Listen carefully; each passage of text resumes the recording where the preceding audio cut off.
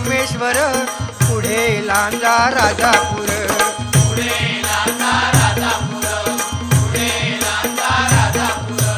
दापोली खेड गुहागर, रत्नागिरी जिल्ह्यावर.